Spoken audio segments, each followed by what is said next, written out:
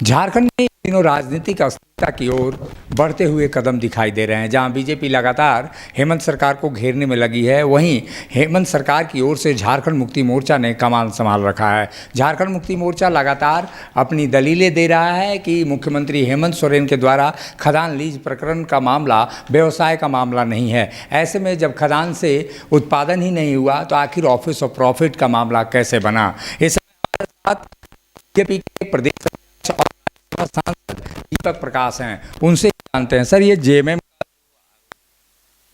राज्य सरकार को अस्थिर करने के लिए है,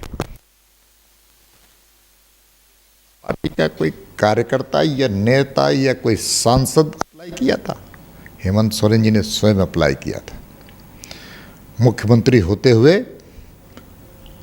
आप लीज अपने नाम पर नहीं ले सकते हैं, ऐसा सबका मानना है। और जहाँ तक आज के पीसी के बारे में आपने चर्चा की है, ऐसा लगता है कि दो आज झारखंड मुक्ति मोर्चा के बयान बहादुर लोग कानून विद्ध हो चुके हैं, सुप्रीम कोर्ट के जज हो चुके हैं। मामला जब न्यायालय में है, मामला जब निर्वाचन आयोग में है, तो इस प्रकार का पीसी कर करके निर्णयों को प्रभावित करने का प्रयास करने का इनका षड्यंत्र है। और मैं तो कहता हूँ ये मामला अवमानना का है, अवमानना का है। कल से मैं देख रहा था कि कानूनविद बैठ करके बड़ा बड़ा बयान दे रहे थे। और वो कानूनविद के बारे में क्या है, सुप्रीम कोर्ट में किस प्रकार से उनकी फजीहत हुई थी, किस प्रकार के उन पर आरोप लगे थे, उनकी टिप्पणी और बयान पूरा देश जानता है। जो उसी को आधार बना करके दिए जा रहे हैं प्रेस कॉन्फ्रेंस। अरे अच्छा तो होता प्रेस कॉन्फ्रेंस में बोलते कि जनता को, हम झारखंड की जनता को पानी देने का काम करेंगे गर्मी में, झारखंड की जनता को हम बिजली देने का काम करेंगे, झारखंड की जनता को हम कानून व्यवस्था ठीक करने का काम करेंगे। ये तो न्यायालय को जो काम करना है, न्यायाधीश बन चुके हैं लोग।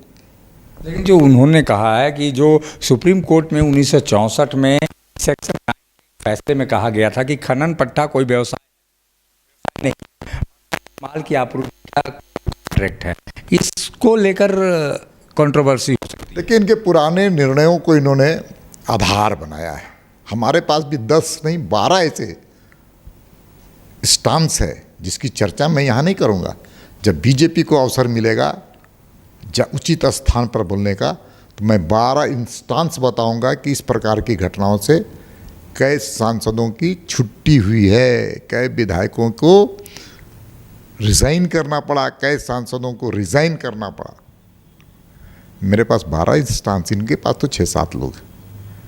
आने दीजिए फ्लोर पर, जगह पर, जहाँ पर स्थान पर निर्णय होगा, वहाँ पर मैं भी अपना पक्ष रखूँगा।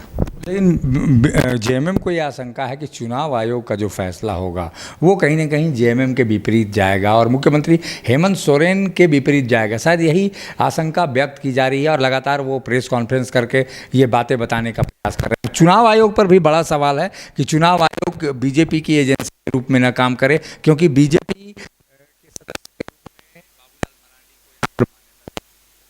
और ऐसे में एक कंट्रोवर्सी होगी कि चुनाव आयोग और बीजेपी ये आरोप लगा रहा है। इनको किस पर विश्वास है? इनको चुनाव आयोग पर विश्वास नहीं है जो संवैधानिक संस्था है, इनको सीबीआई पर भी भरोसा नहीं है, इनको ईडी पर भी भरोसा नहीं, इनको कई ऐसी जानकारियां हैं, टिप्पणियां हैं कि इनको न्यायालय पर भी विश्वास नहीं है, इनको विधायिका पर भी विश्वास नहीं है, इनको विश्वास केवल अपने परिवार पर है। इसलिए इस प्रकार की जो भावनाओं को रख करके राज्य को अंधकार की दिशा में ले जा रहा है ये सरकार से 3.5 करोड़ जनता निजात पाना चाहती है। जनता को धोखे में रख करके सरकार बनाने का काम किया, मुंगेरी लाल के हसीन सपने में टिकाकर काम इन्होंने सरकार बनाने का काम किया। इसलिए सरकार आने दीजिए समय। हम बात जानना चाहेंगे कि खनन पट्टे की जो बात लगातार जोर शोर से कह रहे थे कि खनन पट्टा कोई व्यवसाय नहीं है, क्या वाकई में ऐसा है? क्या खनन पट्टा लेकर के खनन करके और उसको बाजार में बेचना व्यवसाय है। जो कल एक कानूनविद बड़ी बड़ी कोट टाई पहन करके भाषण दे रहे थे ना, और उसी को आधार बना करके यहाँ पर ये प्रेस कॉन्फ्रेंस कर रहे हैं। मेरे पास भी कई सुप्रीम कोर्ट के ऐसे स्टांस हैं। और नैतिकता भी कोई चीज़ होती है राजनीति में अशोक जी। आज जनता इस्तीफा चाहती है इनसे नैतिकता के आधार पर।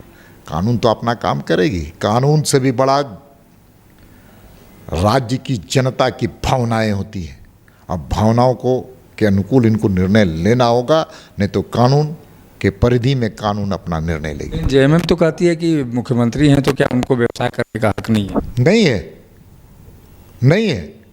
और व्यवसायिक अपने हाथों से, अपने कलम से खान मंत्री के रूप में हस्ताक्षर करते लीज लेना एक तरह से पूरी तरह से कानून के खिलाफ है। व्यवसाय करना अलग चीज़ है, लेकिन ये व्यवसायिक मामला नहीं है, ये अपने अधिकार का दुरुपयोग का भी मामला है। ये थे राज्यसभा सांसद और बीजेपी के प्रदेश अध्यक्ष प्रकाश, जो लगातार ये बता रहे हैं कि राज्य सरकार संकट में है। और एक तरह का ही उन्होंने इशारा किया कि राज्य में अब ज़्यादा दिनों की मेहमान शायद हेमंत सोरेन सरकार नहीं है। ऐसे में ये कहा जा सकता है कि आने वाले दिन झारखंड के लिए बड़े ही राजनीतिक संकट वाले दिन होंगे। अब राजनीति में क्या क्या गुल खिलते हैं और इस पर पूरे प्रकरण में क्या कुछ चलता है, इसके लिए हमें इंतज़ार करना होगा। सहयोगी संजय के साथ अशोक कुमार, मुखर संवाद, Ranchi. HM public school, lower Chutia near Shiv मंदिर, रांची। हम बनाते हैं बेहतर भविष्य। दुर्गा महारानी सेना जिंदाबाद, जिंदाबाद जिंदाबाद। धरती गगन में गूंज रहा है जय माता दी, जय माता दी। पर्वत चमन में गूंज रहा है जय माता दी, जय माता दी। बच्चा बच्चा बोल रहा है जय माता दी, जय माता दी। जब टूटती है आस, जब थकती है सांस, जब रूठते हैं अपने, मुंह मोड़ता है जमाना, जब अंगड़ाई लेता है संकल्प, फिर बनती है कहानी, बनते हैं अनमिट निशान। देखिए मेरे साथ संघर्ष की दास्तान।